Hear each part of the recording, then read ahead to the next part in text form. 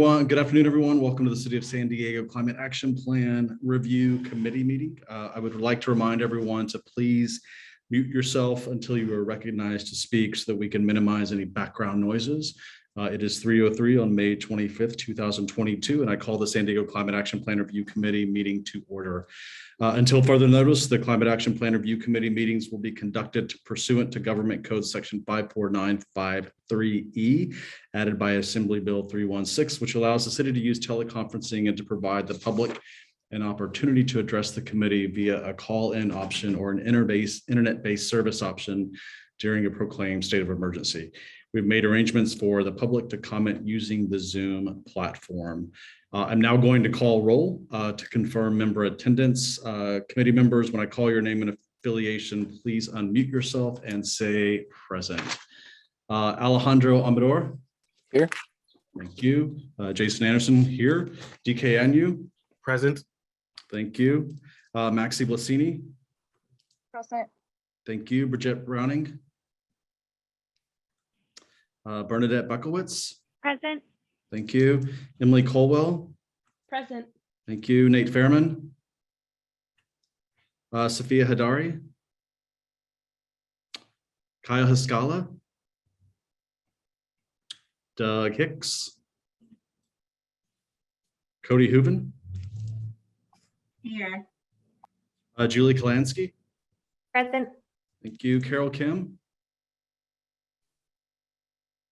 Cindy Lynn. Present.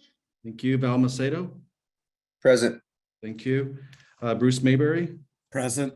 Andrew Meyer. Present. Thank you. Jesse O'Sullivan. Present. Thank you. Eddie Price. Nate Fairman. Present. Thank you. All right. We do have a quorum present. Before we get into today's agenda, Joe, can you please explain the guidelines for today's meeting? When the item is introduced that you would like to comment on, raise your hand by either tapping the raise your hand icon on your computer, tablet, or smartphone, or by dialing *9 on your phone. You will be taken in the order in which you raise your hand. You may speak only once on a particular item. When staff indicates it is your turn to speak, I will call you by your name as it appears in the Zoom webinar, attendee list, or I will read out the last 4 digits of your phone number. If you have called into the meeting, your last 4 digits will appear. That is how you will know it's time to speak. Click the unmute prompt that will appear on your computer, tablet, or smartphone, or dial *6 on your phone. If you are participating by phone, please mute your TV or computer when it is your turn to speak. Please raise your hand during the item on which you wish to speak. If you raise your hand during a non-comment period, your hand will be lowered. All right, thanks, Joe. Before we go into non-agenda public comment, I do want to recognize Chida Warren Darby, Director of Appointments with the Office of Boards and Commissions. I think you all received a letter today or an email today from Chida's office regarding a letter that should be submitted. And there were some questions around that email and that letter. And so I asked Chida to join us this afternoon just to review that very quickly, provide some insight so that you all can proceed with the request in that email. So Chida, if I can recognize you real quick. Thank you. Jason. Thank you. Good afternoon, everybody.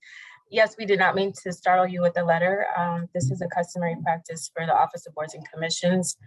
In the past, when people have resigned, we have had difficulty in tracking them down to get a formal letter on file. And when someone doesn't formally resign from a position, it really hinders our ability to move forward and appointing other people to that seat, because there are processes involved in terms of notifying the clerk's office and updating other parties involved in that. And so we found it to be easier to keep the letter on file. So in the event that someone resigns or it's just communicated, through the staff liaison, which we have experienced, people just kind of send a phone call in and say, hey, I'm not going to be able to serve.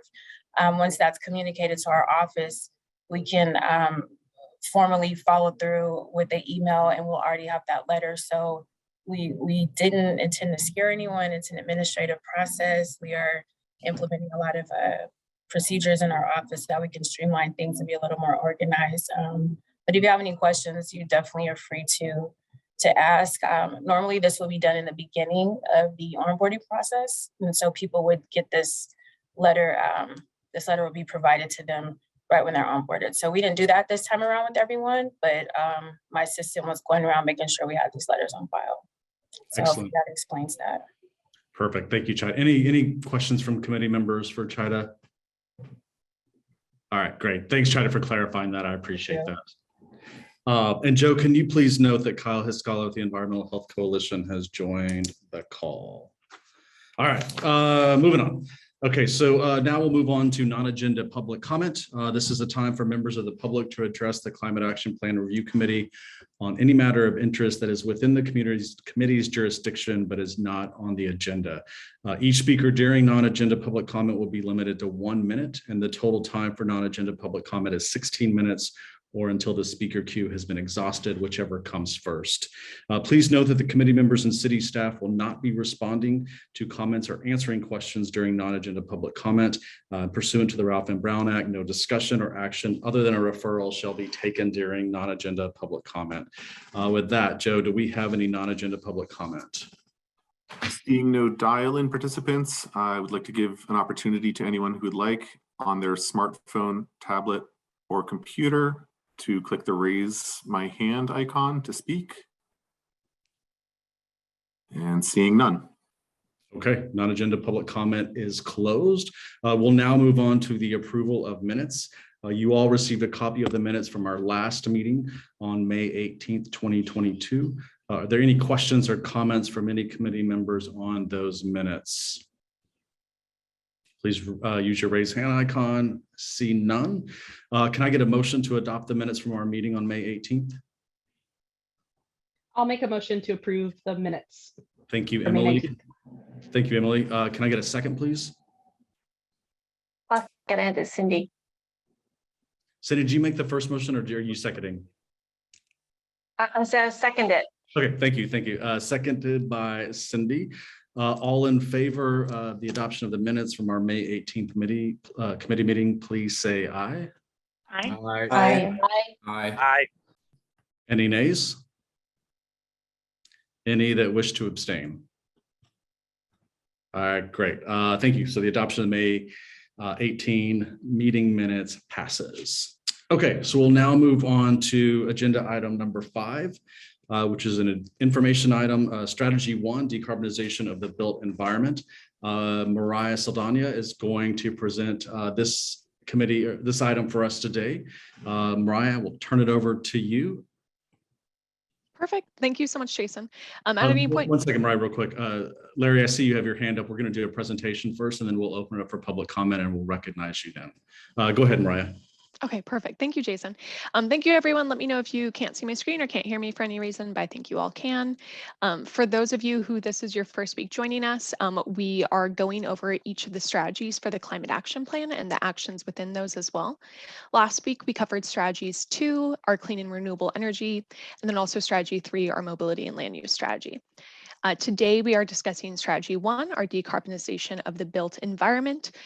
So this graph shows you all of the greenhouse gas reductions that we are projecting with the plan, that we're planning for with the plan from now through 2035 to get us to our net zero goal. Strategy 1 is represented in this wedge chart with our yellow wedge. So you can see this does make up one of the largest chunks of greenhouse gas reductions that we have. So before I get into the plan itself, I do want to just kind of give some background information on how to read through the plan. So the plan is broken into 6 strategies.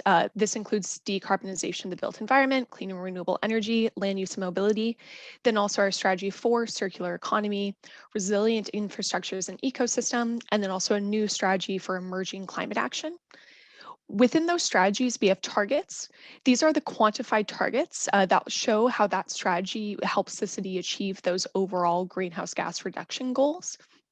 And then each target has measures associated with it. So those are the quantifiable measures that include the actions, policies, and programs that the city will take. So then it's at really that deepest level, the actions and supporting actions that we'll be reviewing today. And those are really the direct policy actions that the city can take to support that strategy. We have analyzed those actions and supporting actions for their feasibility and also their potential for equitable impact. And we've also looked at the core benefits that were most important to our residents from engagement and identified which actions support which core benefits. So to go into more detail for that, when you see these leafs represented in the climate action plan itself, for high, medium, or low, we asked staff at the city to answer these questions for equitable implementation and for the feasibility of an action for every single one of the 180 actions within the plan. Then those scores were aggregated at the measure level, and that's how we determined the high, medium, or low. So basically a member of city staff that are the subject matter expert for that action answered, can this be implemented in a way that distributes benefits and burdens equitably? They answered high, medium, or low. And then we took all of the actions within a measure and aggregated that. So when you do see that represent the plan, that is where it came from.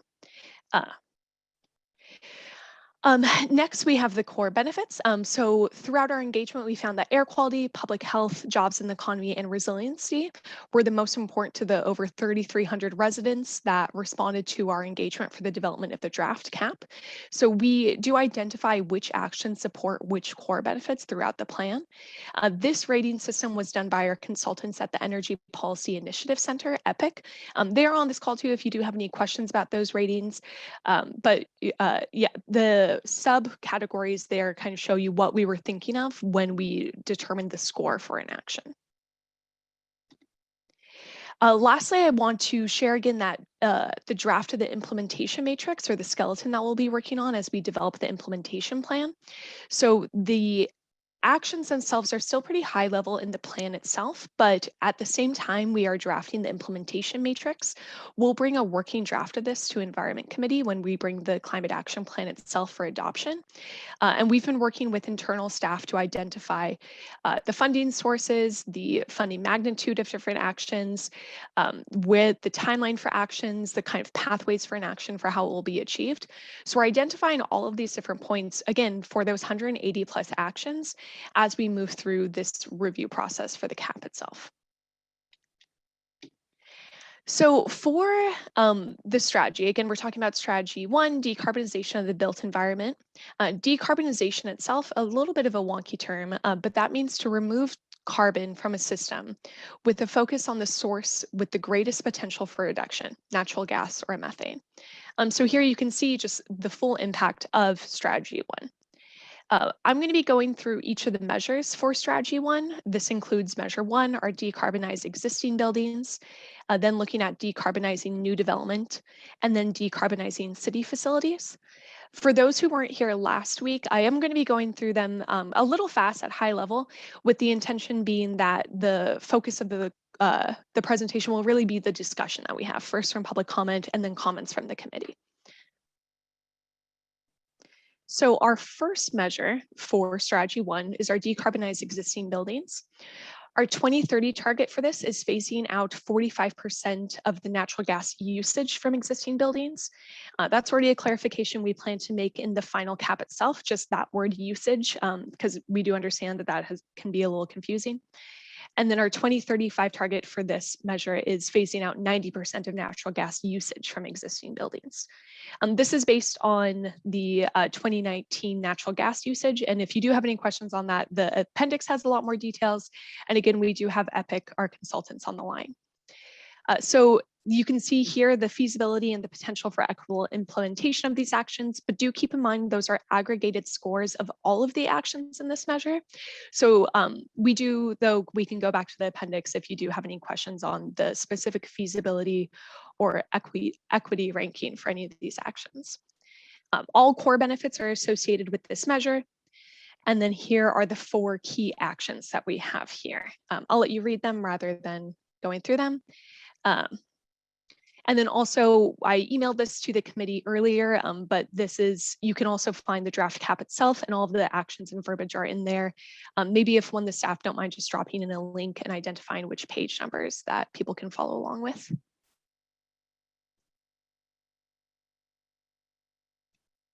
Okay, our measure 2 is our decarbonizing new building development. This identifies an all-electric reach code starting in 2023 for new residential and commercial development as our 2030 target. And then our 2035 target is that ongoing implementation of the reach code. And you can see the greenhouse gas reductions associated with that. Here again, we have the feasibility and the potential for equitable implementation ratings. And again, all core benefits are identified from these 4 actions. So I will pause again. Really, the key actions for both this one and the previous one are for staff to develop our building decarbonization and electrification plans that will then kind of detail and lay out the framework for how we'll be building out policies to address these.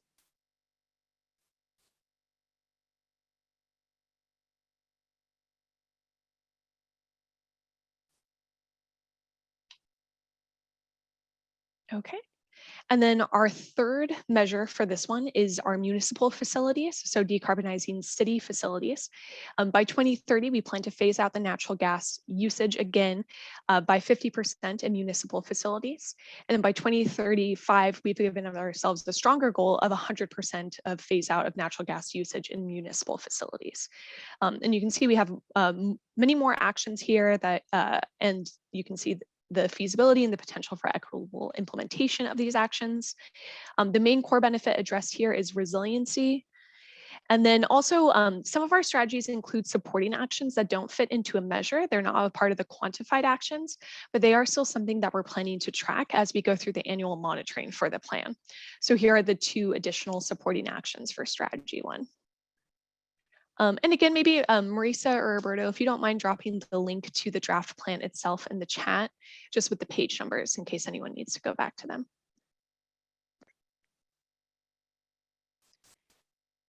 And with that, like I said, it's a short presentation so that we can get to public comment and board comment. There we go. Thank you, Mariah, for that presentation. Okay, before the committee comments, I would like to open it up for public comment. Again, we will limit public comment on this item to 16 minutes and give each speaker 1 minute. So with that, Joe, do we have any public comment? We do. We have 3, starting with Larry. Okay, Larry, you're recognized. Thank you. My wife, Helen, and I live in Scripps Ranch in a house that dates back to about 1975. We've already put in a heat pump. We're looking at electrifying the rest of the house, and it's going to be fairly expensive to do the retrofits. And it strikes me as it makes no sense to have any new buildings built where we're going to saddle future owners with expensive retrofits. So we're strongly in favor of making the REACH code part of the city's building code and making that as aggressive as possible, something along the lines of what Encinitas has done, and hope that that will be part of the plan. Thank you for your attention to my comments. Thanks, Larry. Kelly, and if you don't mind, if you do have a state affiliation, please state your name and affiliation when I call on you. Kelly.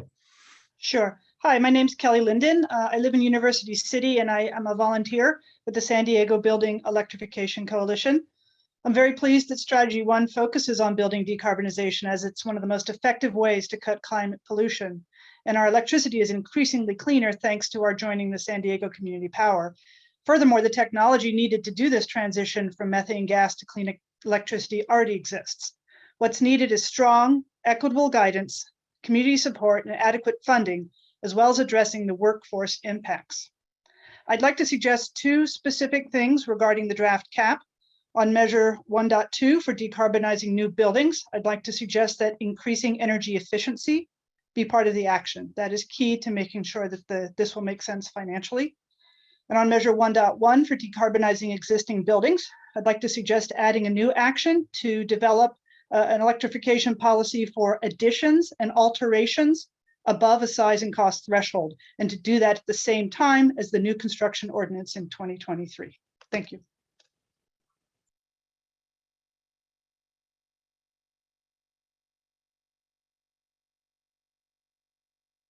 Serena.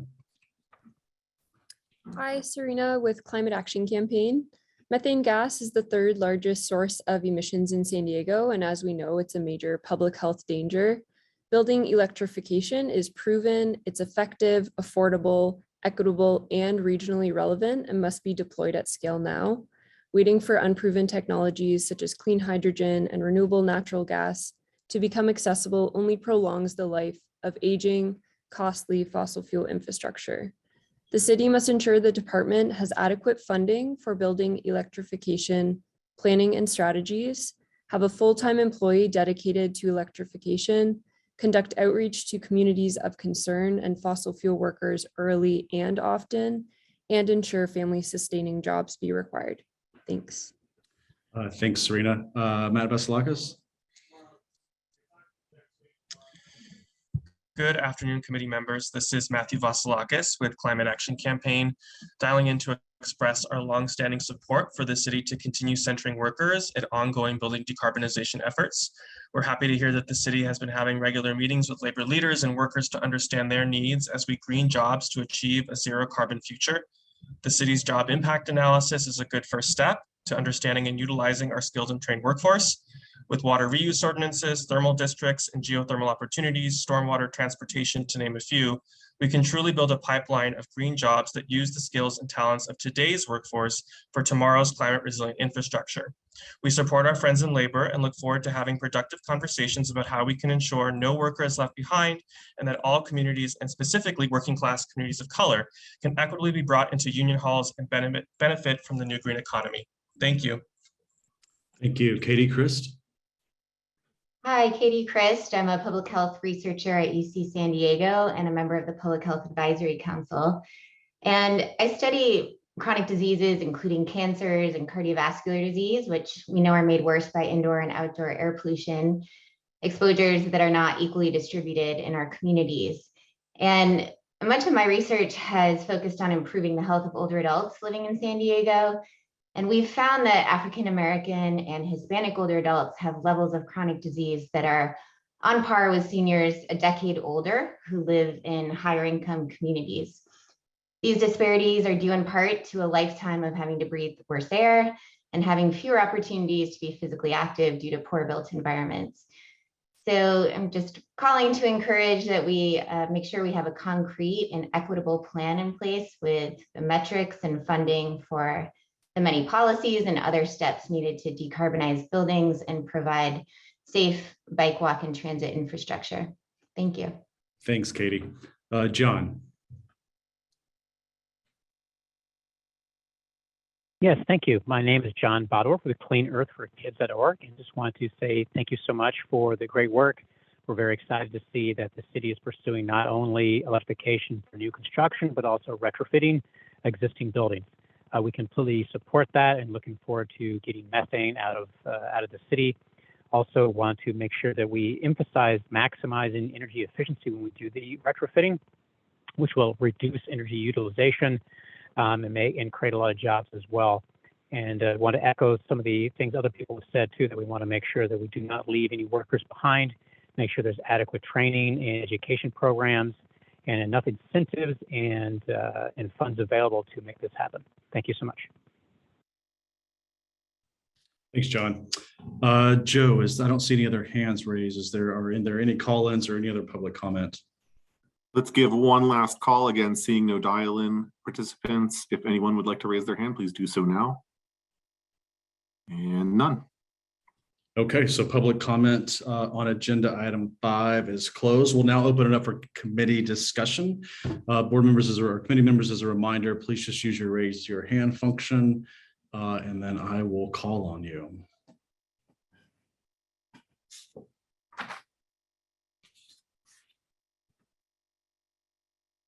This might be a quick meeting.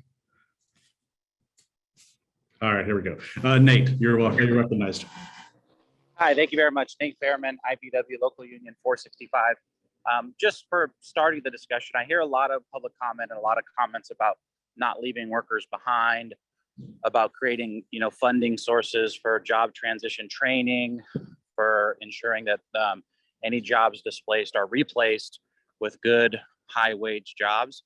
Is there any language right now as it reads today in the Climate Action Plan update that will guarantee any of those things? I guess that's my first comment. Yeah, thank you so much, Nate. I appreciate you being here tonight. So we do have a full section on the just transition for the Climate Action Plan. And then if I go to the actual actions themselves too, that is, so we do have advancing workforce development programs for energy efficiency and renewable energy projects. But really I would turn you to the full section that we have on just transition.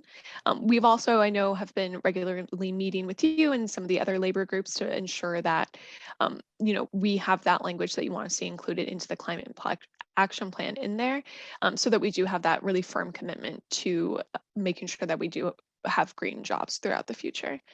But definitely, if you have any suggestions for stronger language, that would be great.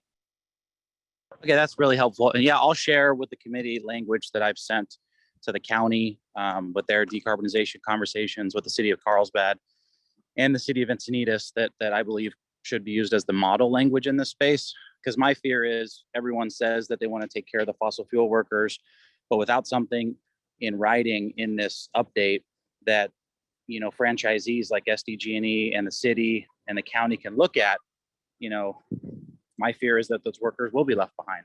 Mm-hmm. So I will send that information, and that's going to be a focus for me, obviously representing about 500 to 600 natural gas workers. So thank you for those comments. I'll look at the just transition language and I'll send the language to the committee. Thank you. Thank you, Nate. Thanks, Nate. And when doing that, would you mind, I know for some reason I actually have a printout of the actual plan, but on page 25, I know is where that the transition, the just workforce transition language is. So if you wouldn't mind, when sending those comments to look at that section as well. I think that was the section that Mariah was referring to. So any feedback on that, I think is what Mariah is hoping for. All right, Bernadette. Thank you, Nathan. I just want to say this is like one of the most exciting sections for me. We want to make sure there's a lot of challenges here, right? And making sure that we are listening to both labor and our communities of concern. Some discussions I just want to throw out that SDG has been having. Our customer programs is looking at how we transition our low income customers and decarbonizing their homes.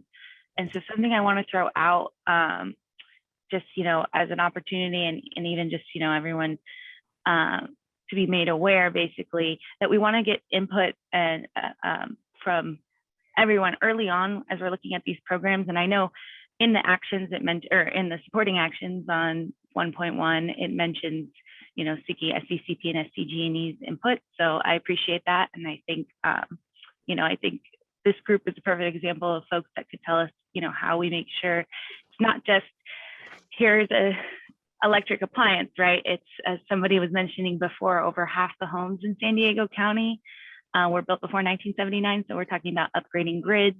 We're talking about, it's going to be difficult when we talk about residents who, maybe can't afford that transition. The other aspect I wanted to, on this one as well, bring up is the expanding residential photovoltaic deployment incentive program. I don't know if it's in one of your actions, but part of our energy cooperation agreement requirements, we're doing the solar equity program, again, in our communities of concern. And so that'll be $10 million over the next 10 years to put rooftops on our low income families. We're working with the Center of Sustainable Energy and we've finalized that contract. So they'll be hopefully deploying that this summer. So I just wanted to throw that out there. I don't know if that's maybe already included in your spreadsheet actions, but just wanted to add both of those things. That's all I got. Thanks, Thank you, Bernadette. Oh, really quick on that, I just want to share that we are meeting actually with CSC tomorrow to talk through some of the planning for that solar equity program. So we're really excited for that. So thank you for that. And we reference the ECA. We have a whole section for our partnerships with different partners, and SDG is listed in there in the ECA. But we didn't want to go through and add every action from this ECA into the CAP as well, since there's kind of another guiding document from that, but that is definitely referenced in here. Awesome. Thank you. Thank you. Bernadette, question for you, if you can. I don't know. I was wondering, I brought up in one of our last meetings, and you talked a little bit about kind of old homes, the needs for upgrades, and one of those upgrades is on the panels, right? As we look to electrify more, especially in the home, how much panel upgrades cost, and that can be a pretty significant hurdle for homeowners. I'm just wondering if you know, or maybe someone else on the call, one of the other committee members might know kind of what that average cost is for a panel upgrade for a single family home. That's probably an easier question to ask than answer. But as we think about this, and I brought it up in one of our last meetings, and I think it's worth bringing up again. And as we talk about incentives for a variety of things, we really need to think about some of those upfront costs that will be pretty significant impediments for people to electrify their homes, and panel upgrades is one of those. So any insight from you on that? Or if it might be something you could look into, and maybe even during this meeting while we're all here. Yeah, I can look into the average. I can tell you it's probably somewhere around 7,000, about 14,000, but that's just based on kind of what I've heard, right? Not any technical data. Sure. Okay. So, but I can get that for you and follow up. Thank you. And then secondly, just while I've got the floor, Mariah, just going back to 1.1, supporting actions there. Again, I think we talked about this in a previous meeting about incentive programs that would be administered, if you will, by the city of San Diego, and the likelihood of that not necessarily being the case just from a financial and administrative perspective. And so I think on the supporting actions on 1.1, when you say expand residential photovoltaic deployment incentive programs, again, are we talking about existing city programs, or are we talking about other programs in the marketplace? And if that's the case, then the city isn't expanding those programs, but therefore supporting the expansion of those programs. Yeah, that's correct. Thank you, Jason. That's a pretty broad action, as you can tell, especially since it is a supporting action. I'd say it's also in partnership with the action above of looking with SDCP and also SDG&E, as well as any federal and state programs that come down. We just want to make sure that we're able to leverage any of those dollars that are coming in, that so that we can kind of work quickly to develop those programs. Perfect, thanks. And then I would say, this came up in a previous meeting as well, is anytime we talk about photovoltaics or solar, where we can pair storage with that, whether that's on a residential or commercial space, and incentivize that or promote that. I think that's worth noting throughout the document as well, so that we're not just talking about the installation of solar independently, but storage associated with that, with those solar installations. So I think, again, it's I'm not trying to wordsmith, but I think from a city's perspective, it's an important thing to note throughout the document, that anytime we talk about solar, we should pair that with storage wherever necessary. No, thank you, Jason. And I welcome the wordsmiths. With 180 actions, we can use all the help we can get. All right. And just Okay, Alyssa. Yeah, before we jump into the next comment or the next question, we really, I think, adding the column to the implementation plan matrix will be a really big opportunity for us to capture those partnerships and think about where funding plays not directly to the city as well. And, as we've talked to folks like Val and Nate and some other of our union and labor folks that represent our residents, it is about moving this climate action plan forward to be setting up ourselves as a city, as a region, to be first in line for the funding that's coming down and coming at us for programs, for our workers, for our residents, for our small businesses. So I think, reflecting back to the prior meeting where we talked about the implementation plan and making sure that we were identifying where partnerships could occur will be a really great way for us to connect those dots. Thanks, Alyssa. Appreciate that. Cindy.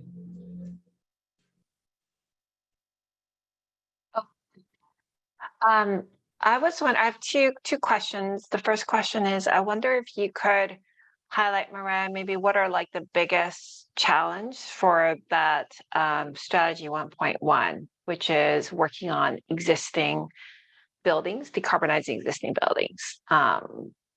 And then maybe like as a part of that, because your action is to develop a comprehensive roadmap, I'm just trying to understand what happens after you develop that roadmap. What is obviously, is it a plan to implement? So if you could just maybe speak a little bit to that. Thanks. Yeah, thank you so much, Dr. Cindy. So I might open that up to other staff as well, but for me, what I see as the immediate challenge for Measure 1.1, decarbonizing existing buildings, is making sure that we do have equitable programming. As we've, have discussions going on in the chat and between the members of the board as well, of the costs associated with decarbonizing single family homes or even multifamily homes. So making sure that we do have affordable programming for that, whether it's kind of difficult to say. We'll definitely need a lot of partnership with the state and the federal government for those kind of incentive programs, but making sure that we are able to work with residents, especially in our communities of concern, so that they can afford those upgrades and that they aren't left out of the process. Additionally, focusing to make sure that we have anti-displacement measures in kind of company with any measures that would target multifamily buildings.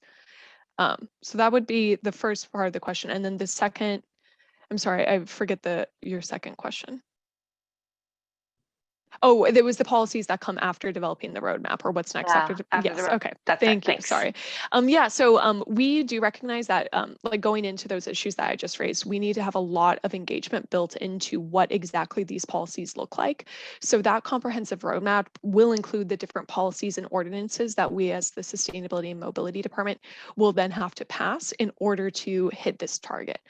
So there's going to be likely multiple ordinances, multiple policies that will be a part of that roadmap that will pass kind of likely one by one to hit different parts of the sectors based on the engagement that we're actually starting this year. But yeah, Heather, Alyssa, I saw you jumped on camera, so anything to add? Yeah, I can add a little bit to that. I think, sorry, I have a sick kid with me, so my apologies for any background noise. So I think one of the things that I do want to flag that we're working on right now is building out and working with a consultant on effectively a building inventory. So in order to be able to understand and map kind of what policy is going to hit what areas of the economy, making sure that we have that equitable impact and that we are taking account of that community input, we kind of need an understanding. We need an understanding. It's okay. Keep talking. We can listen through the background. An understanding of therefore how those policies are going to be mapped in. And I'm going to stop now and let Alyssa take it from here. So many of us know that look. So Dr. Lynn, did that, and Mariah, I don't know if there's anything else or Alyssa to add to what Heather was saying there. I think Alyssa, go ahead. No, I was going to say, I think with the roadmap, that's really going to be after the climate action plan is done, and as we are finishing up the implementation plan, convening partners around the table to start to strategize about what that roadmap looks like, and having some really good conversations about where equity, where the green jobs transition, where programs need to come into play, and where we get our biggest bang for the buck of greenhouse gas emissions avoidance by such transitions. That's going to be a really important step. And so you'll see that in one of our near-term actions and moving forward. And that will really be led by Shelby Busso, our chief sustainability officer, who I think you'll start to see reaching out to many of you to start having those conversations on what is needed, what are the opportunities, and what are the barriers. Alyssa, Could I just ask, is the largest source of funding coming from partners or perhaps like federal government funds? I think where we see for the city's control is through federal and state funding right now, but that would be blind to not say that we are also hoping for and looking for those partnerships as well. And I think, what's in our control though is those opportunities for federal and state funding. That's a good question. thanks, Cindy. Val. Thank you. And thank you, Alyssa and Mariah and the others on your guys' team who have briefly had conversations with us. And sorry, I'm Val Macedo from Labor's Local 89, and we represent about 3,800 members in San Diego. And a significant portion work in the natural gas sector. And similar to Nate, I appreciate the comments Nate made and look forward to reading the language that he has been sharing with the other municipalities. I know we talk about Encinitas and the work that they did on building electrification as really good on the environment side. However, it is one of the sore spots for labor who felt like they were ignored. And I do appreciate the work that you guys are doing here at the city to make sure that labor is included and invited as we go through these conversations. One of the things that I see when I see this is all electric reach code starting in 2023. I assume that once this is approved, that would still need to get approved separately from city council. Is that correct? Yeah, that's correct. The 2023 is where our greenhouse gas reductions calculation comes from. But we are looking to kind of really go all in on the engagement for that following the adoption of the climate action plan, and then looking to adopt that reach code sometime next year. Okay. And I know you guys want to be at the front of this conversation to make sure that the city is getting as much funding as it can as we go through this transition. And we want to work with you and be a good partner with you guys as we get through this. Our union's in a good position to take advantage of a lot of the new technologies that's being proposed and being that we see coming down the pipeline.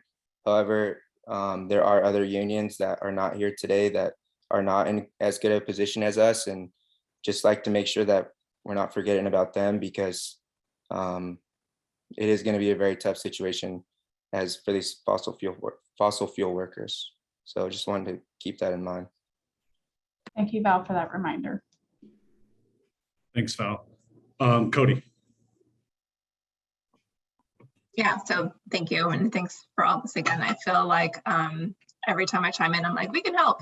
So just wanted to say that yet again, that we're excited to be a partner and want to be helpful in this. And we are still forming our own goals and structure around our community programs. So this is a good time for us to kind of take all this in and figure out what we should be doing. A couple of just thoughts or questions. I wrote notes to myself and I'm really struggling to read them, but if you go back or forward to the slide that talks about the main actions and the supporting actions. There we go. So just pointing out that in the supporting actions, identifying funding sources, including SDCP, et cetera, beyond just supporting actions, we can be both organizations and others probably can be partners as well. And we could kind of jointly go after different sources of funding. So it's kind of wordsmithing and not really, I think that's the intent, but just wanted to make that clear and point that out. And other partners too, the San Diego Regional Climate Collaborative, I think can also be a partner in applying for funding. And they have access or maybe the ability to go after different sources of funds than the rest of us would. And then one other thought on just actions.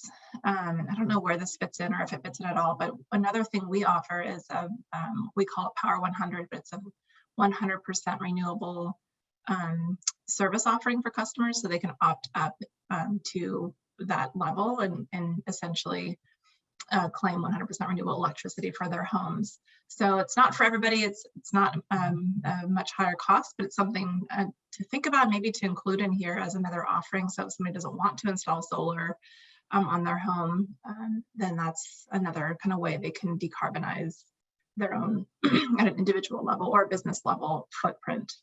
And then a couple other ideas. So residential photovoltaic deployment, that's actually one word. We're looking at options for things like community solar programs. I'm just kind of throwing out other ideas that don't all have to be listed in here, but just things to think about that we can help with.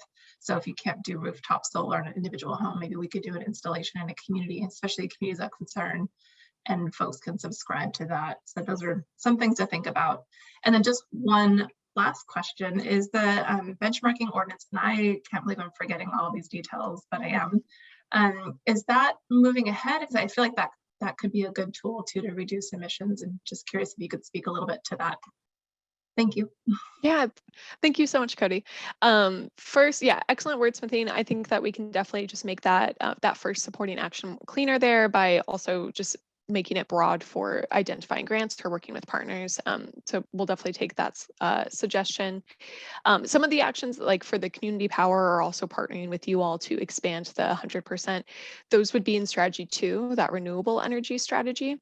So, but everything's, going together, but I think we talked about that last week, and that is definitely an idea that we have for an additional action for strategy 2, is, supporting you all, working with you all on outreach for that 100%.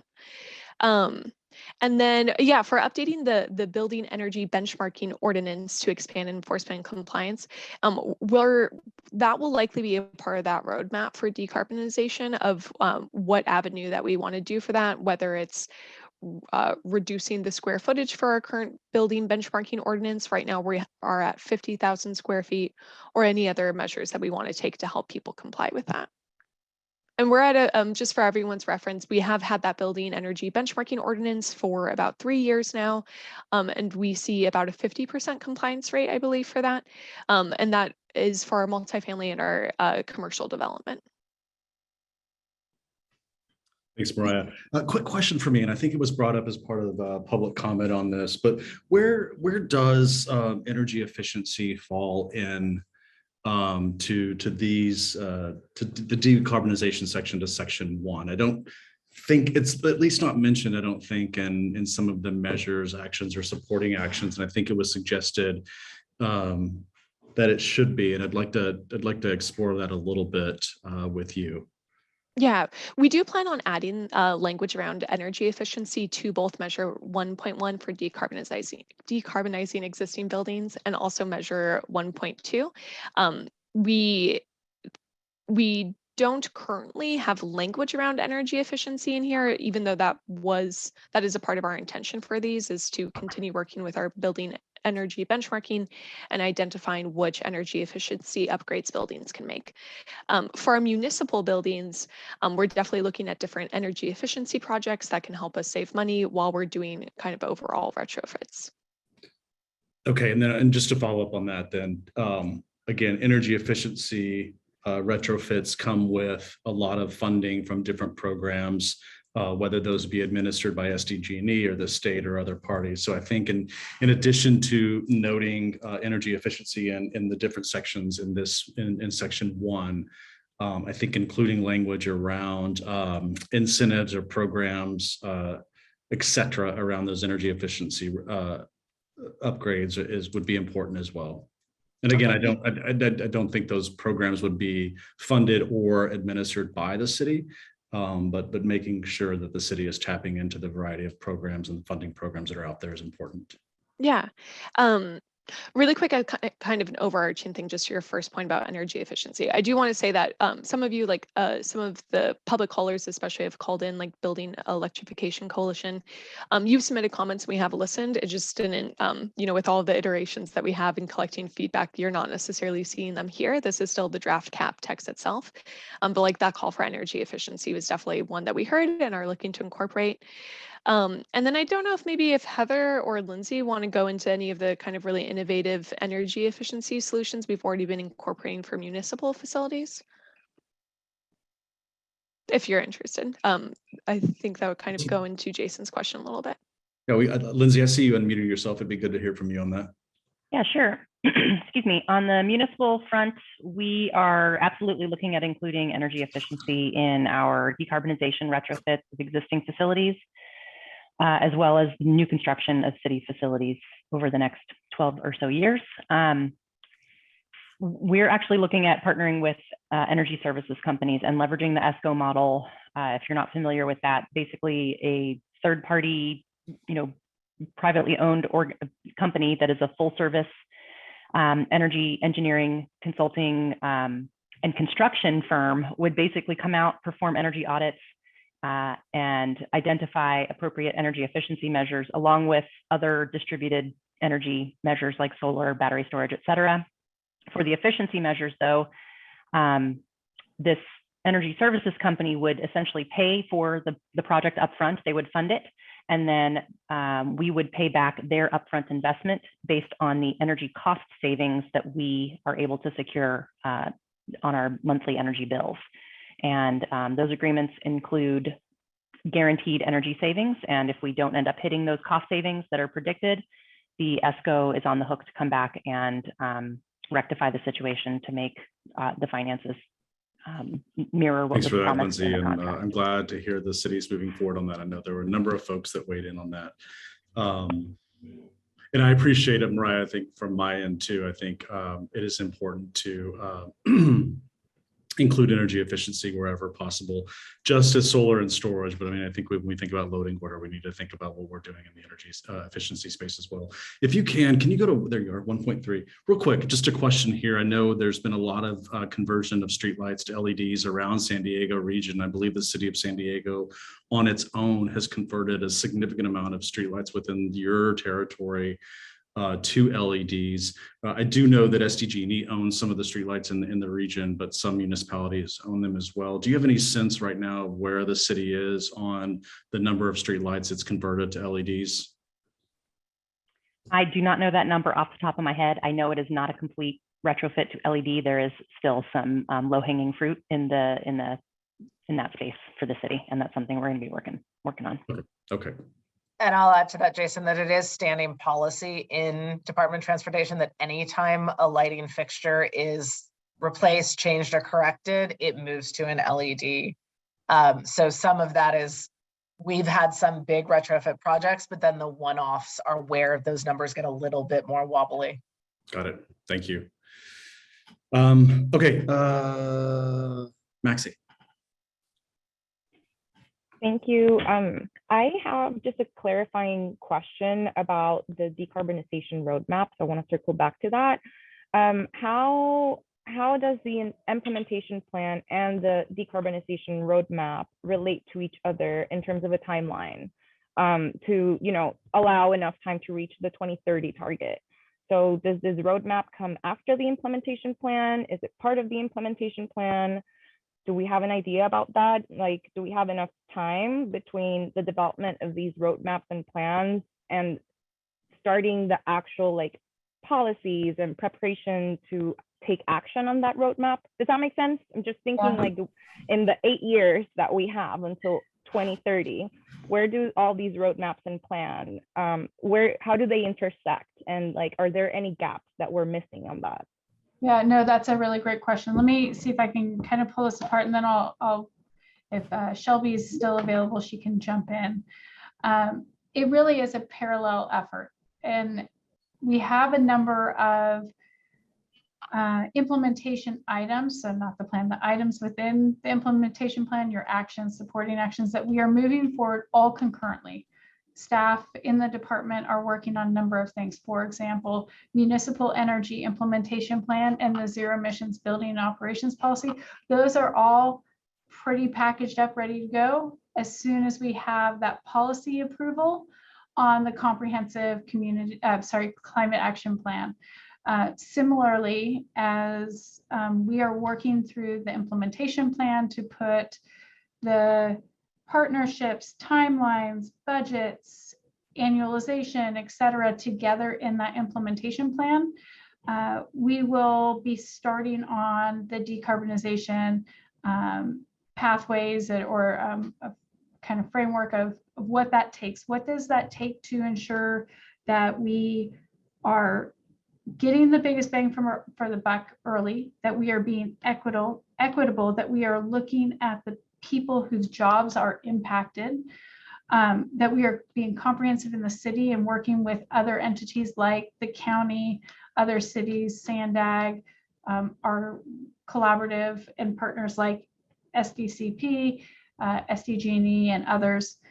And so that's really what needs to happen all concurrently. Similarly, we're doing an EV RFI.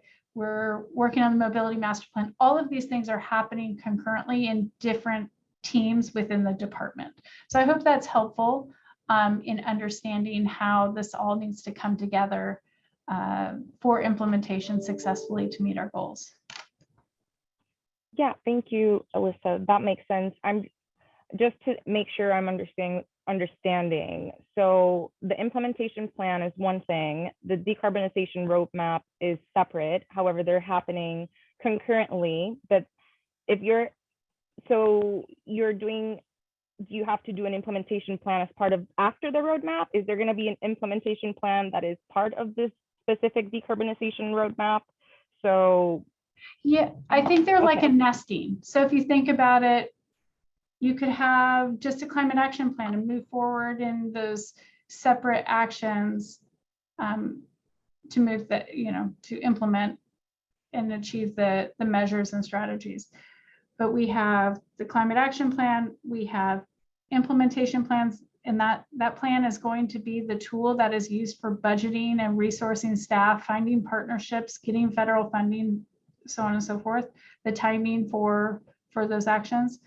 And then within that, you would have a roadmap. That roadmap is going to be where the I's are dotted, T's are crossed. We know kind of what step we need to take, what concurrent actions we need to be working on with different partnerships. Shelby, are you available to jump in and speak any more to that topic? I know you were available a couple minutes ago. Did she fall off? She may have lost her connection. I don't see her anymore. Maybe if Shelby's able to jump back in a little bit, she can chime in on that. I hope that helps. It is a nesting. It's like with any of our plan and policy and ordinances, you have to continue to move through those different pieces from policy, plan, ordinance to implement. Thanks, Alyssa. We'll keep an eye on Shelby coming back, but I do want to note, Joe, if you can, that I believe Carol Kim has joined us. I don't know if I marked Carol here initially, so apologies if I didn't, Carol, but I see that you're on the call. So thank you. Thank you. Cindy. Thank you. I was wondering, Alyssa, if maybe, and I don't know how big of an ask this is, but if it's possible to give a visual representation of what you just described, because it is a little bit, even like for me, trying to figure out that maybe, I think Maxie did a better job of asking the question about the roadmap and the implementation plan and where that intersection is. And I know that there's a lot of parts you mentioned, which is the budget, the policy, the plan, implementation. Is it possible to have a visual kind of chart of all of those different phases so we can as a group understand like where things happen and what triggers what and what can't come before the next, or what is needed before you get to the next part? Because I mean, I'm sure you're trying to juggle a lot, but I'm just trying to figure out like where does this piece fit in the big picture? Yes, definitely. I think we can put that together for the next meeting or two. I've got to see what our timing is, but I have some ideas of how we can illustrate that and then give a very good example. I think the municipal energy strategy is a wonderful example. Is that we had a high-level strategy. It was not adopted by council because it has to kind of come with the climate action plan. So municipal energy strategy, we have ready, once we have a climate action plan, the municipal energy implementation plan, and then to implement that in policy and regulation, we have the zero emissions building and operations policy. So it's kind of that piece, but I think we can give some illustrative examples to help to share that, and maybe to also share the concurrent nature of all that we're doing in the department across the different pillars and then across the city as well. So thank you. That's a great idea. Yeah, listen, maybe we should do that is when we get a little bit deeper into some of the implementation items, because, we talked a little bit about the mobility plan. We talked a little bit about it when we were talking about EV infrastructure and some of these broader kind of plans that we're kind of feeding and touching the climate action plan at different points. So we can think about that as we work on our post-January 7th agendas, I think, unless we can fit that in between now and then. Nate, you're recognized. Thank you. I just want to say thanks for pointing me to that page 25 on the document. I read through that language just now, and I think the language is a phenomenal starting place. It's like you've been talking to me or someone else in labor that has been really screaming from the rooftop that we can't leave workers behind. So it's a really good start. Though my initial feedback is it's all recommendations. Like, for example, on page 25, it talks about, wage protections, job transitions, pension bridging must be thoughtfully considered. Right. I know this isn't policy. I know policy is only enacted by, the governor or the mayor and the council. And I know this is going to be a recommendation to the council. But once this becomes policy, it has to be part of the policy. It has to be, thoughtfully enacted, not thoughtfully considered, right, for it to be a real just transition. So I love the language. It's a good starting point. But once it becomes, a policy that the city has to follow and contractors and workers are going to be, following and reading, I would like that language to be more definitive and not, thoughtfully considered or should be considered to be, a priority or an obligation in this transition. Because I think that's the only way that it's going to be guaranteed, if there's not wishy-washy language, if there's more definitive language. So thank you for pointing it to me. Thank you for calling on me. And I look forward to strengthening some of that language to make it more definitive and less strongly recommended or encouraged. Thank you. Thanks, Nate. Before we move off of that, Jason, so Nate, I think, thank you so much for your comment. And I think that you have identified, actually going back to the conversation just a moment ago about that nesting, the policies that are definitive, that become rule or influence, those become a separate package. And so I think we can kind of find the stream by which we can get to those policies in our language to tighten it up a little bit more, but those policies would need to definitely be a follow-on. And I think that let us kind of work with you and float some ideas with you offline.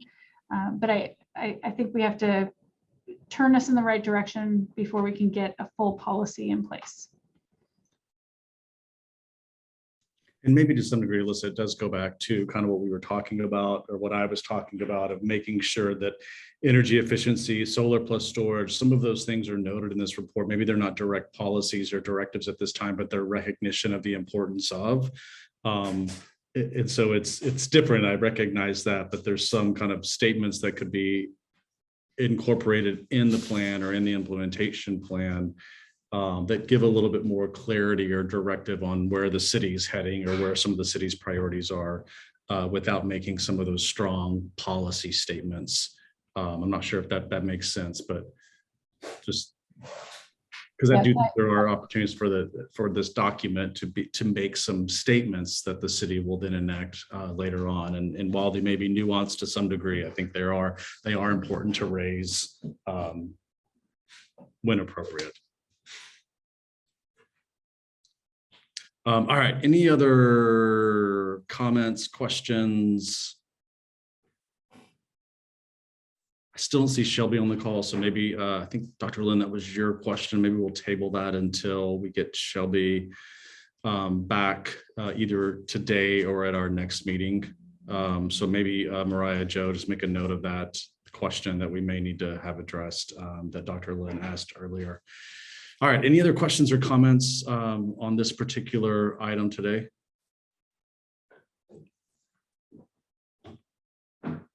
All right, so I'm going to close agenda item 5, and we will move on to agenda item 6. So we've talked about this in previous meetings at the onset, and I believe even our last meeting, kind of the process by which we will submit comments to the council based on the feedback and recommendations we've been discussing today in previous meetings, and the comments and conversations that we will have moving forward in our next couple of meetings. And we'll talk a little bit about the next 2 agendas when we get there. One of the things that I want to be, and I think I asked you all to think about in our last meeting, is to recognize the fact that we have 20 members on this committee.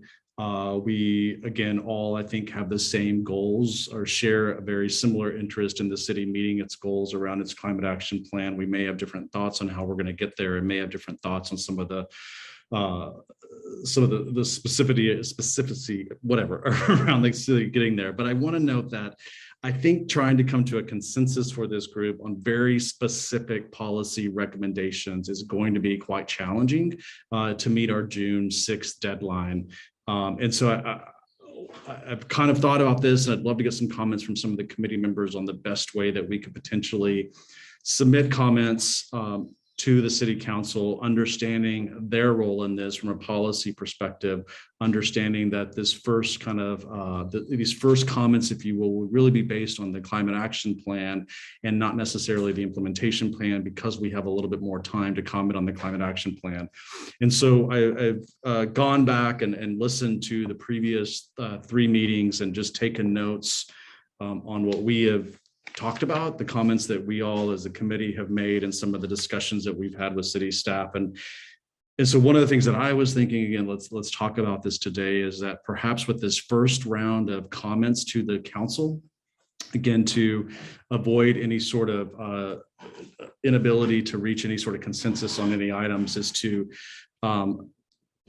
reiterate to some degree some of the priorities that are called out in the climate action plan, to highlight some of what we think need to be a higher priority for the city. Some general concepts that we've talked about. I think things about that the city should adopt a detailed implementation plan with appropriated budget allocations, prioritize that based on highest impact on need, continue to center actions around and budgeting around equity, to make code updates as necessary so that projects can move forward, to address audit recommendations, to implement matrix, to include certain things that we talked about. So just some of these broader points that were raised during that, I wanted to be able to talk about that. So I don't think, I don't know, and I'm asking Mariah and Joe if we need public comment on this, or if this is just a conversation amongst the committee members before I open it up to thoughts from the committee members on the best way and the best approach for us to make some comments to the city council, and specifically the environment committee on the climate action plan. Joe, can you weigh in? I think we do, but. So it's a little bit of an odd round peg square hole situation, because this is an ad hoc committee and you have not committed to creating a work plan for yourselves. I would categorize this personally under work plan, which does not necessarily need public input or comment. It can have it, and amongst yourselves. Did we lose you, Joe? Practice. Sorry, my connection's not very good right now either. Can you hear me? Yeah. Okay. Short answer is that I would file this under committee work plan, which does not necessarily need public comment, although it can have it. Okay, well, I think this is a conversation amongst committee members on how we should submit comments to the council versus this is the work of the committee versus kind of the public comment. So I'll make the decision that we don't need to open this up to public comment, but that we will just have a conversation amongst committee members on any thoughts that they have on the submission of comments priorities, et cetera, to city council. So again, I asked some of you to think about this, or asked all of you to think about this at our last meeting, and I hope some of you have, and maybe some of the comments that I've made has given you some thoughts. So any questions, comments about kind of the process, not necessarily the process by which, but more importantly, I think what we actually submit to the city, and whether that is some general agreed upon, which I think, again, priorities, kind of concepts about what we've discussed, versus trying to reach consensus on specific actions. And I will note that, as we said kind of up front, it's not under the purview of this committee to make specific recommendations for changes to the climate action plan, but more so if there's some areas where we feel need a little bit stronger language or how.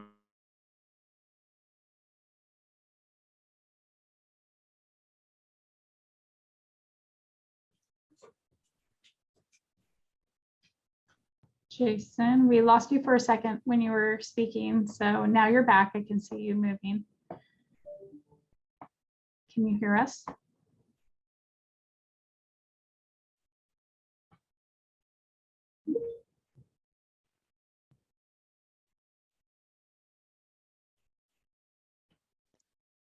I'm back, sorry. Yeah, there we go. Is this the time we cuss out our internet service providers? They're not here. It's fine. I think we got most of what you said. If you can kind of recap the last couple seconds of what you were concluding.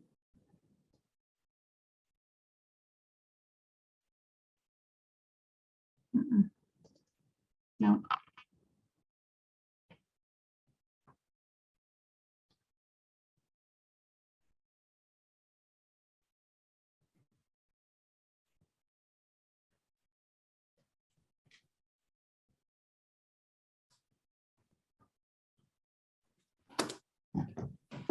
Let's see.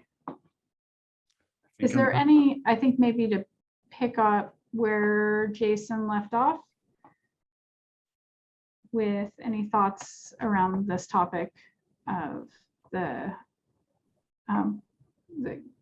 approach for the committee to submit comments. I think we can still have those conversations while he's logging in, and I'll message him on the side to see if he wants to call in.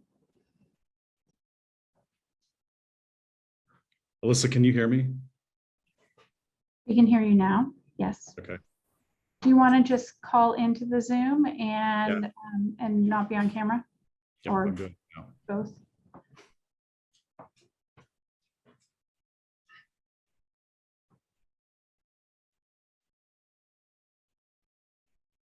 All right. And just in case Jason can't, I'll be Jason's eyes for now. Jason, are you on now via phone? There he is.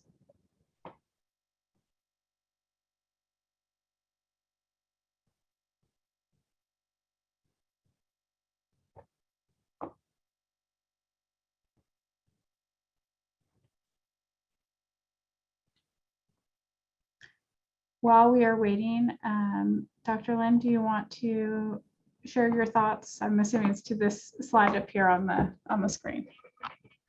Yes, thanks, Alyssa. I think what I heard Jason said, and then correct me if I'm not thinking broader, but it sounds like what the city council is looking for is from the committee is a better sense of like what are top priorities of this climate action plan and where are gaps.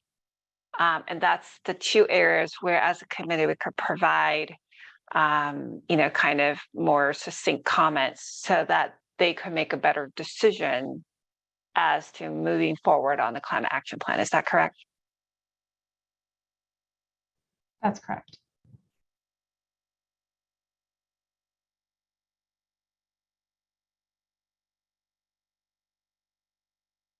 I have a question for Jason, if the chair's able to hear.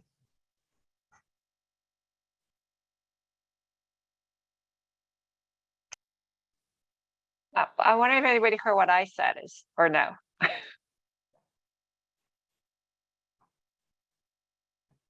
I think we did.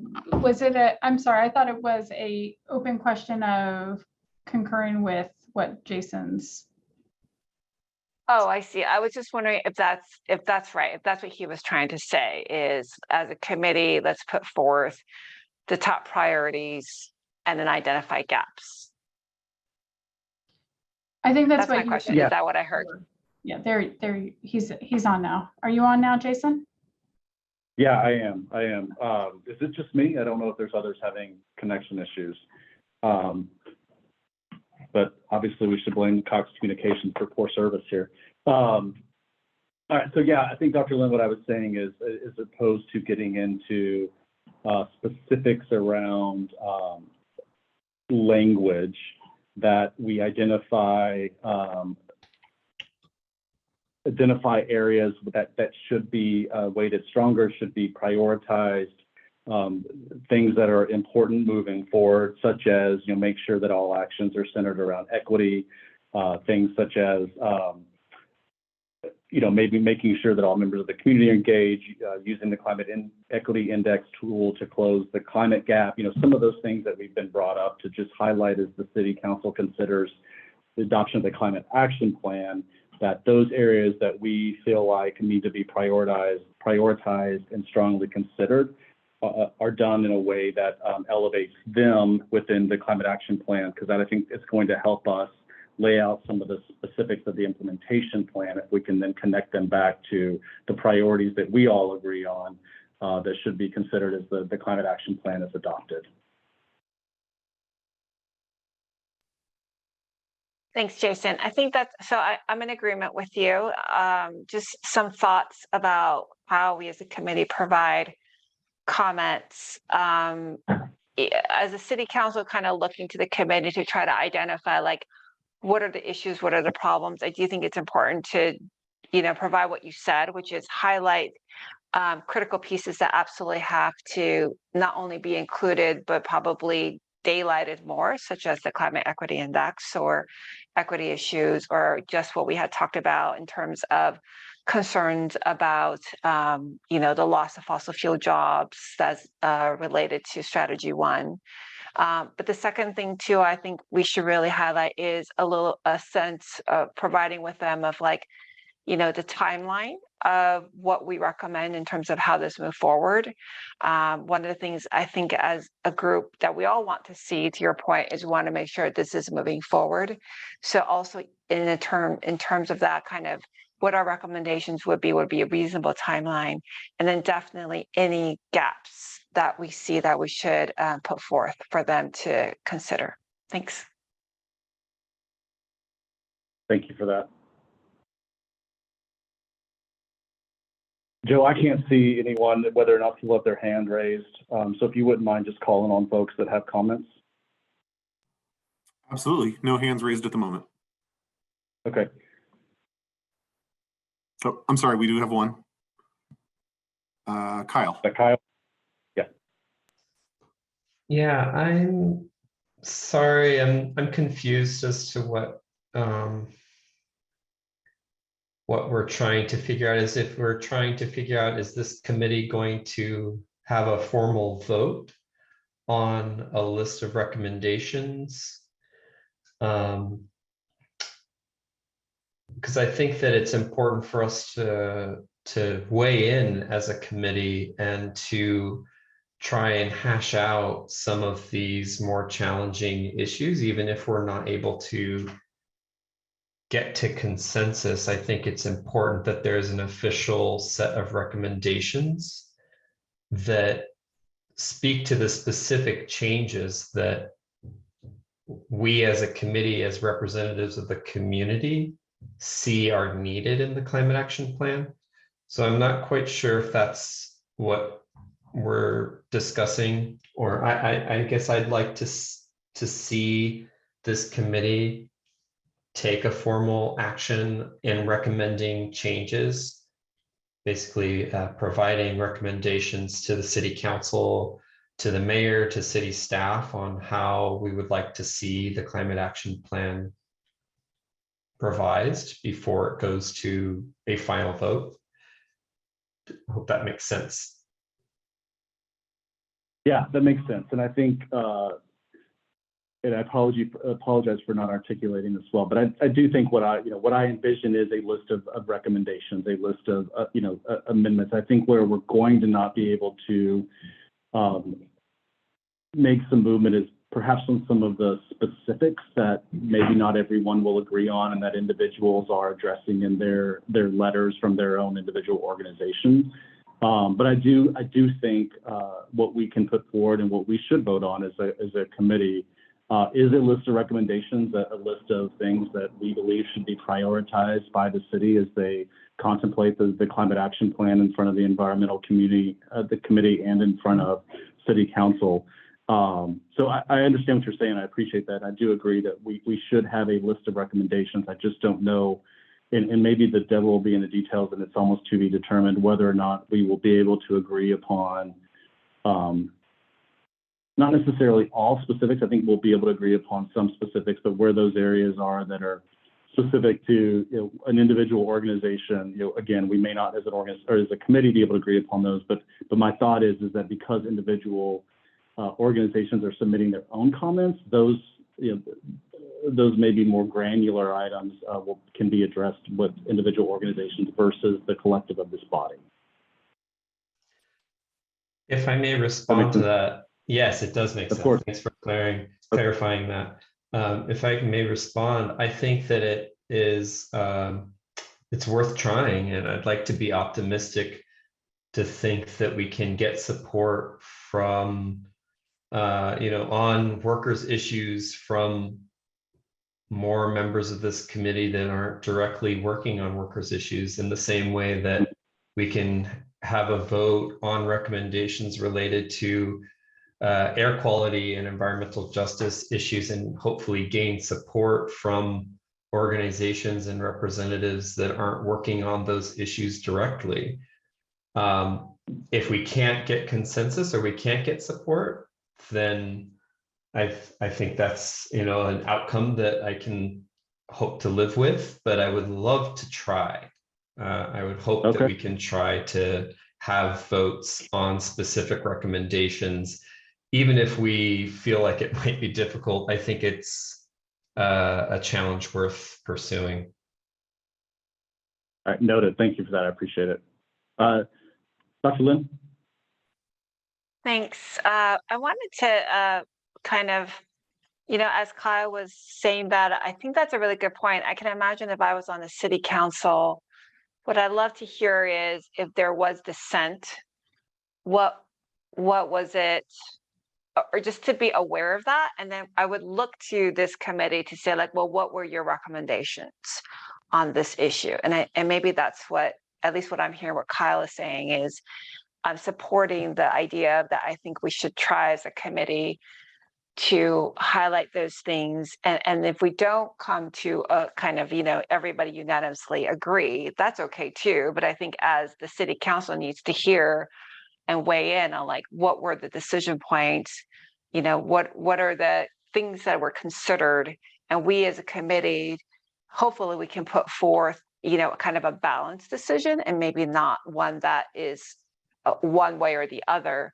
So I guess what I'm saying at the end is I think we should definitely try to do that. Is speaking to your point, Jason, of like, each individual organization obviously will put forth their own comments, but that was already going to happen anyways. And I think that as a committee, we would be really, really well served at the city council, if we can help them make those decisions given some of the different opinions. All right, thanks, Dr. Lynn. Alejandro. Thank you, Chair. And I agree with Dr. Lynn and Kyle. I think if you don't mind, I would like to pitch in that maybe we have two sections. One is a strong recommendation area where we do reach consensus within this committee, and we just pitch in the ideas that we all agree on. And then perhaps some side recommendations where not everybody agrees, but there was still some discussion around that, and we present that to the council. Thanks for that. I don't want this conversation just to be between Kyle, Cindy, Alejandro, and myself. So any other comments, please feel free to weigh in. Thank you, Julie. I'll recognize you. Yeah, I really like the comment that Alejandra made in that there's just from being on the meetings, there seems to be some consensus around some things in at least what we've heard. There may be other people that don't feel that way, but we haven't heard it. And so I wonder from the notes if somebody can take those and put those under of kind of strong recommendations or highly recommended, whatever the wording wants to be. And then other points that need further discussion or other things that are for further consideration, and then can highlight what we've talked about, but maybe that not everybody agrees on, but is something that needs to be thought about. So given that there's a really short fuse on this to actually get it done, I think we have to take, figure out a way to do it. And I like Alejandra's suggestion. Perfect, thank you. And I agree. I appreciate that. I think that I think what you all are saying makes definite sense. So Andrew. Hey, yeah. So I agree with Kyle, Alejandro, Dr. Lynn, and Julia. I think we should go for it. I think that from what we're discussing here, although it's definitely from the review committee side, it's relatively one-sided in that we're commenting on what city staff have put a lot of effort into and what we want to improve. So I think there's a lot of ease in our side of things from the get-go. So coming to consensus might be a little harder than it seems just in the conversation we've had so far. But I agree that there's a lot of things that we have that other people have said that lots of folks have seconded and thirded. So I think we can get to agreement on a lot of components. The one thing or the next thing that I would add is that we haven't discussed 4, 5, or 6 yet. And we only have 2 weeks until the 6th. So those ones, if there are things that we want to bring up, issues that we want to bring up, and any of them are contentious at all, we'll have even less time to talk about that side of the CAP plan. So I think we should try. Appreciate that. And I will say, we'll talk a little bit about the next couple of agendas. And I think I bought us a little bit more time, but we can talk about that when we talk about the next 2 agenda items. All right, any other comments on this? Cody. I put a little note in the chat, but I support the structure too. And putting myself, I think somebody else said this, but putting myself in the mayor and city council seat, I'd like to know what did they think overall, like both consensus wise, and also if there's other additional thoughts that maybe only a few people supported, but it was still a discussion point. So I think that discussions we've had so far and what we will have, I think would be helpful for them, and then finding some sort of consensus to put that together, and comments I think would be really helpful, and I support it. Thank you. All right, again, I can't see, my computer's still screwy, but are there any other folks that want to weigh in on this?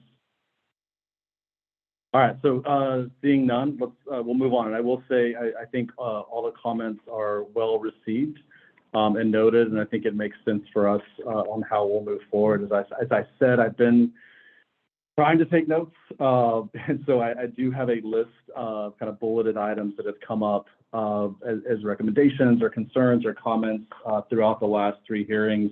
And I will say, I mean, just looking at those, none of them seem contentious to me. It seems like things that we all should agree on, but again, the devil's in the details there. So as we kind of talk about that, and as we start to look at this document, and I'll obviously get some feedback on it before I bring it to the committee, but we can have those conversations then. So thank you all for that. All right, so moving on to agenda item number 7, which is the approval of our June 1st and June.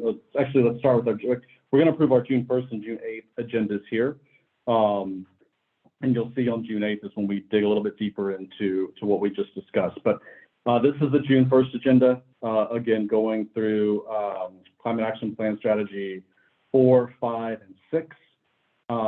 Continuing this discussion if needed on committee comments and recommendations. I hope at our next meeting on June 1, we can dig a little bit deeper in that. But going to Andrew's point, I don't want to take time from conversations around 4, 5, and 6, given that this is this agenda is slated to primarily focus on those. So before I move adoption of this or approval of this agenda item, Ryan, would you mind moving over the agenda June 8th?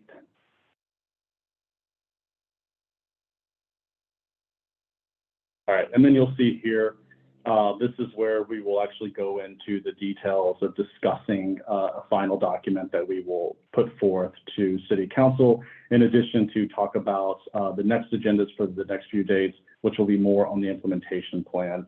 Alyssa, I don't know if you're still on the call or not, but again, it's maybe going back to what Andrew said, I can't recall, maybe it was Kyle. That June 6th deadline is kind of what we were faced with initially. Are we okay, and will we have time if we finalize our recommendations to council on June 8th? Will we be able to submit that to council in a timely manner? Yeah, I think that there is time for us to still take that letter in at that time on by around the 8th, and then to include it in the backup materials with the staff report, and to consider any of the feedback for any errata changes that might be needed or additional response to prepare for council. So yes, thank you. Okay. All right, so Mariah, if you wouldn't mind going back to June 1. Any questions or comments on either of these two agendas, and we'll just approve on both?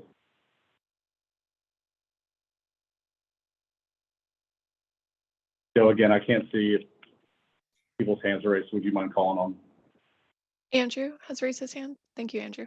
Thanks. Just to be clear, so Jason, the June 8th deadline, then that means that we give the recommendations on June 8th to the city. So discussion will happen, and then we'll finish and hand it in on the same day. Or the next day, but we will start that discussion, time permitting. We'll start that discussion on June 1st. So my hope is that June 1st, we will have the existing list of recommendations that have been compiled based on the previous meetings that will incorporate what comes up in the June 1st meeting that day, and then on the 8th, we'll adopt those and then send them on to council. Okay, good, yeah. Let me ask this real quick, Alyssa, to you. If we were to follow all of the posting requirements for meeting, all the notice requirements, all that stuff, if we got to a point on June 1 where we felt as a committee what we had didn't require another week to wait to then adopt it and submit it to committee, could we hold a meeting sooner than the 8th to contemplate, discuss, and adopt the recommendations? Thinking about the sort of. Yeah, let me think. Joe and Mariah, if we needed to, let's say we were adding another meeting, you're thinking like if we needed to add a meeting on the 6th, let's say in between the June 1st and June 8th, could we add another meeting? Is that your question? Or could we have the meeting on the 6th as opposed to the 8th, so that we were moving it along a little bit quicker as opposed to waiting until June 8th to have that committee meeting? I know it kind of gets screwy with schedules, but if we wanted to meet that initial deadline, would that be a possibility? Yes, as long as it's agendized and posted. Joe, can you remind me at least how many we need it posted 72 hours in advance, right? So we would need to, and that's working days. So we would need to know by the 1st, really, if you want to have a meeting that Monday on the 6th, right? Okay. We also, if I remember correctly, under Brown Act statute, if it's an ad hoc added meeting outside the normal schedule, the posting period can be shortened, but Jason will circle with city attorney and get back to you on what that requirement is, so that we have what those options could be prior to the meeting on June 1st. Okay. And again, I don't know that we will go that route, but I think if there is opportunity to do that, then let's be prepared for it. Cindy.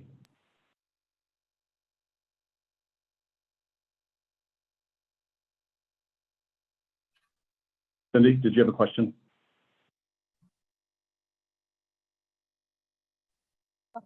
Hi, I don't know if I have a question.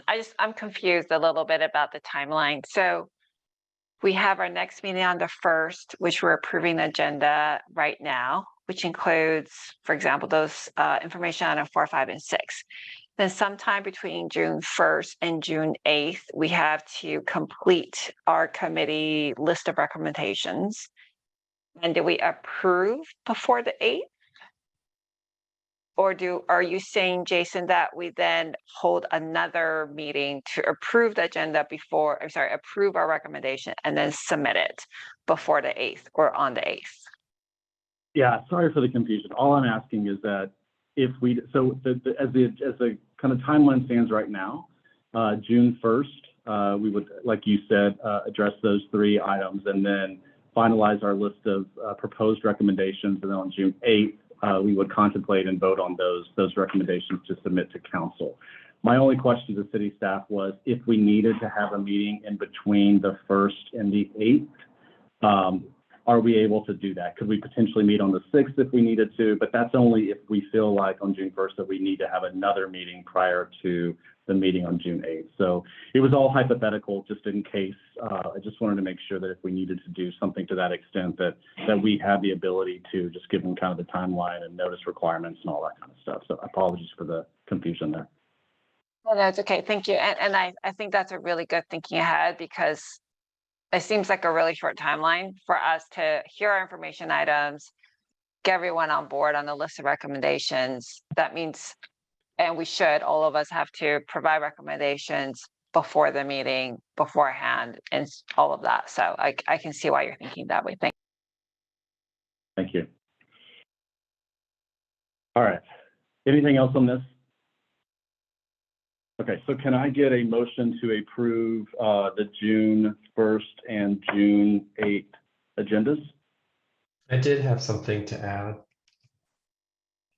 I brought this up I think at our first meeting, but and I know that we're on a tight timeline and there's not any part of the upcoming agendas to discuss the clean air section of the climate action plan. I know that we've talked about that, but I just wanted to note that that's not currently on the agenda for June 1st or June 8th. Right, can you go back to the June 1st slide and then address that question, please? Yeah, so the clean air portion is part of the narrative of the plan rather than the strategies. So we didn't account for going into any of the narrative for the plan through any of our meetings. But I don't think that prevents the board from taking action or providing recommendations on any of the narrative of the plan, just like Nate provided with the just transition section. It would just require, you know, a little bit of outside work. Or we could, or the board could vote to add sections on the narrative for the plan.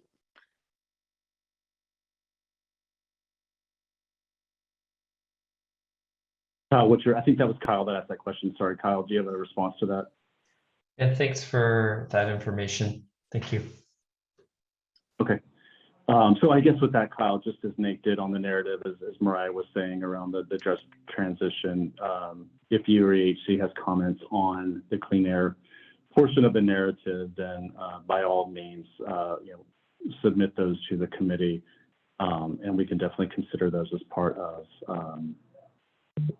our recommendations. And I would say that to anyone if there needs to be any sort of comments on those. Dr. Lynn. Jason, thanks. I'm just rethinking the whole process timeline, and I think I'm going to put forth that I support that we as a committee try, and I know this is hard to meet before then. And the reason is because I'm just thinking through all the list of recommendations. If we do all of that, you know, kind of outside of me, there's no discussion point. And so let's assume 90% we're all in agreement with all the things that you've highlighted, and there's 10%. I'm just wondering, would there be time for us to discuss that? Maybe that's the June 8th meeting we would discuss and we would finalize at that time. So I'm just kind of trying to think through that process. Yeah, I mean, that's what we're thinking. But let me ask the staff just to kind of go back and look at June 6th is a possibility, and what that would require, again, from a posting perspective, from a scheduling perspective. So let's, if we can, Dr. Lynn, just let me ask them to look at that for us before we make a decision on that today.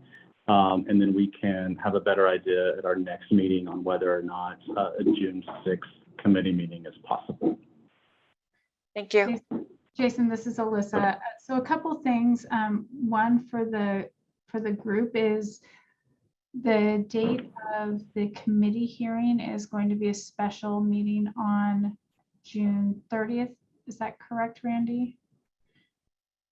And the timing? Yes, June 30th. And what will be the, because that's going to be a special meeting, will that be adjusted to allow for later in the day to allow those who can't typically make a daytime hearing? And what will be the hours of that? Yeah, so don't have a confirmed time yet, but I think our thinking has always been one of the reasons for doing a special is to have it more of an evening hour so that our students and youth can participate, as well as others who may have difficulty chiming in during daytime hours. And so I think we would be looking at like a 4 p.m. or a 5 p.m. meeting, but we'll definitely get the details out as soon as we have that locked in. I wanted to give that information to just kind of give some context to everybody here of the date and the timing. And we're looking tentatively at a July date on the latter part of July for that hearing. So again, continuing to take feedback all through the hearing process.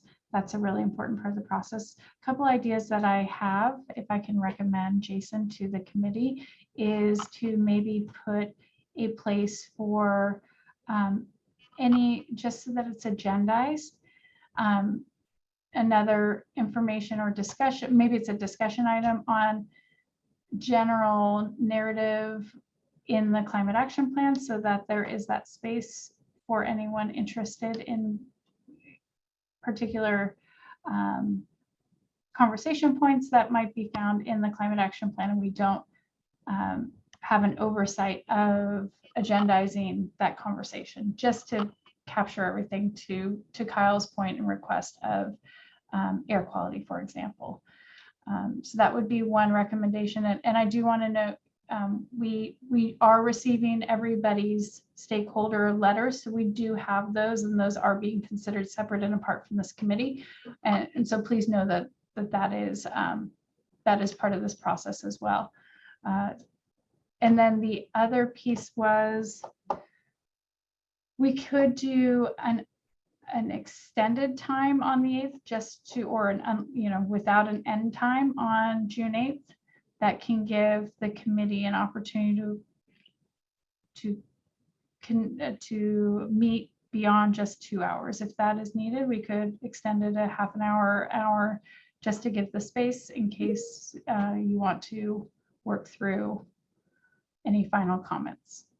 We want to be as supportive of all of you to give you time to collaborate and talk as a committee and to provide that voice, because it is very important to not only for us to hear, but for that to be conveyed to the council.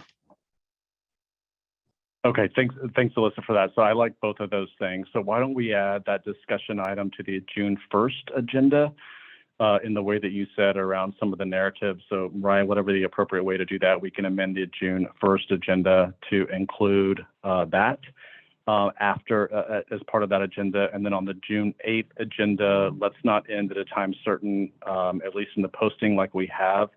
And so that we can deliberate, discuss, et cetera, as much as we need to on June 8th. So with both of those changes to the agenda, can I get a motion to approve the agendas as amended, which Alyssa just stated, for June 1 and June 8?